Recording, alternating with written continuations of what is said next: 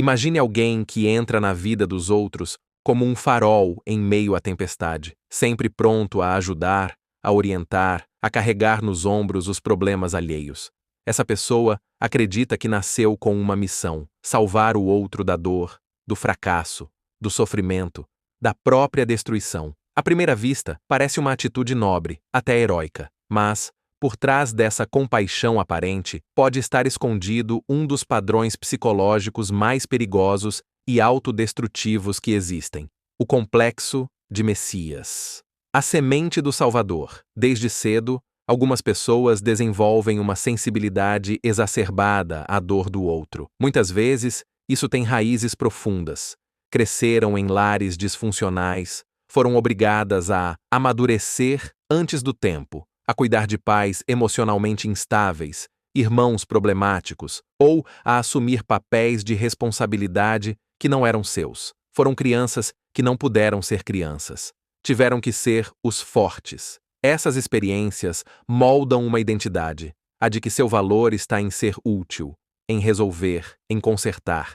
E com o tempo, essa necessidade se transforma em missão. A pessoa sente que precisa salvar os outros, parceiros, amigos, colegas de trabalho, como se fosse a única capaz de fazer isso, como se o mundo precisasse dela para não ruir. É aí que nasce o complexo de Messias, a convicção inconsciente de que seu papel na vida é resgatar os outros, mesmo que isso custe sua própria saúde mental. A ilusão da salvação. O complexo de Messias não é apenas uma tendência a ajudar, é um impulso quase obsessivo de se sacrificar pelo outro. É acreditar que você sabe o que é melhor para as pessoas, que você deve aguentar tudo, que a sua dor é secundária perto da missão de salvar alguém. O problema? Isso nunca dá certo, porque por mais que você tente, ninguém muda porque você quer. Ninguém se transforma só porque você o ama o suficiente. E muitas vezes, ao tentar salvar o outro, você apenas o afasta do próprio processo de amadurecimento. Salvar o outro pode ser, paradoxalmente, uma forma de impedir que ele cresça. Quando o bem vira controle. O complexo de Messias pode esconder, sem que a pessoa perceba, uma forma sutil de controle. Ao acreditar que sabe o que é melhor para o outro, o Salvador acaba invadindo o espaço do outro, desrespeitando sua liberdade, sufocando-o com conselhos, soluções e ações que não foram solicitadas. Eu só quero o seu bem. Pode, na prática, significar: quero que você siga o caminho que eu escolhi para você. Esse tipo de postura pode levar a relações tóxicas, codependentes e até abusivas, onde o Salvador se alimenta da fragilidade do outro para se sentir necessário. E o outro, por sua vez, pode se tornar passivo, manipular ou até sabotar o Salvador, porque no fundo não quer ser mudado, quer ser aceito como está. O sofrimento silencioso do Messias. Quem vive nesse papel de Salvador, geralmente, sofre em silêncio, carrega o peso do mundo nas costas, acumula frustrações, se decepciona constantemente e muitas vezes entra em depressão ou burnout sem entender por quê. Fiz tanto por ela e olha como fui tratado. Abri mão de tudo e ele nem agradeceu. Será que ninguém vê o quanto eu me sacrifico? A realidade é dura. Não vão ver. Porque o outro não pediu para ser salvo, porque talvez ele nem veja a vida como você vê, e porque o que você oferece, por mais bem intencionado que seja, pode não ser o que ele precisa. O Messias sofre porque vive esperando que sua dor seja validada, que sua bondade seja reconhecida,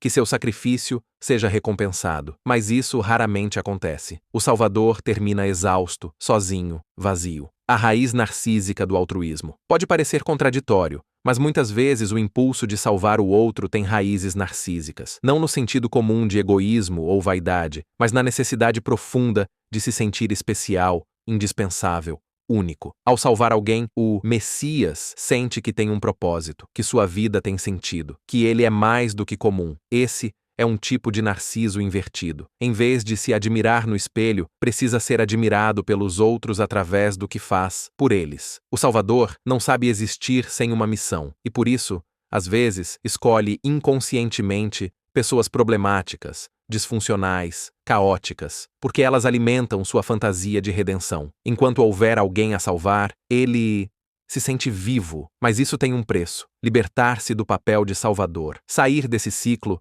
é um processo doloroso, porque exige reconhecer que o outro tem o direito de sofrer, de errar, de viver sua própria dor. Exige entender que ajudar não é salvar, que amar não é carregar, que respeitar é muitas vezes saber a hora de se afastar. A cura começa quando o Messias olha para si e pergunta: o que eu estou tentando evitar ao focar tanto nos outros? Muitas vezes, a resposta é o medo de olhar para si mesmo, porque quando você para de carregar os outros, é forçado a encarar o vazio dentro de si. O buraco que você tentou preencher com a dor dos outros. A criança ferida que aprendeu que só é amada quando é útil. E é aí que começa a verdadeira salvação. Não a do outro, mas a sua. Quando salvar se torna uma crença, existe um ponto em que o impulso de ajudar se transforma em ideologia pessoal. A pessoa não apenas quer salvar, ela acredita que precisa. Que, se não estiver constantemente salvando alguém, sua existência perde o sentido. Esse pensamento não surge do nada. É o resultado de anos alimentando a crença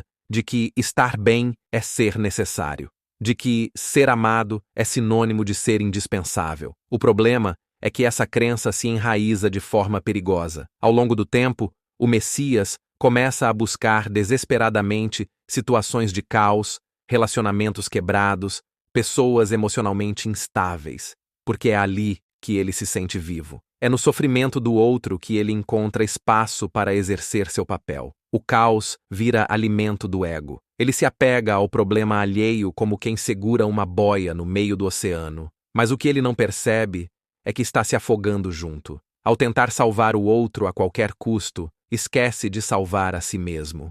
O vínculo da culpa. Uma das ferramentas mais utilizadas, ainda que inconscientemente, por quem sofre do complexo de Messias é a culpa. Ele acredita que, se não estiver sempre presente, sempre disponível, estará sendo egoísta. Pior ainda, estará abandonando alguém que precisa dele. A culpa o mantém preso em relações desequilibradas. A culpa o impede de estabelecer limites. A culpa o convence de que cuidar de si é um ato de traição. Mas há algo profundamente distorcido nisso, porque se doar ao ponto do esgotamento não é altruísmo, é autonegação. E viver a partir da culpa é como andar com uma corrente invisível presa ao pescoço. Você se move, mas nunca se liberta. O outro também tem responsabilidade. Uma verdade difícil de engolir para quem vive esse padrão é: você não é responsável pela felicidade de ninguém. Essa frase parece dura, mas é libertadora. Cada ser humano tem o direito e o dever de caminhar com suas próprias pernas, de aprender com seus erros, de sofrer as consequências de suas escolhas, de construir ou destruir sua vida por vontade própria.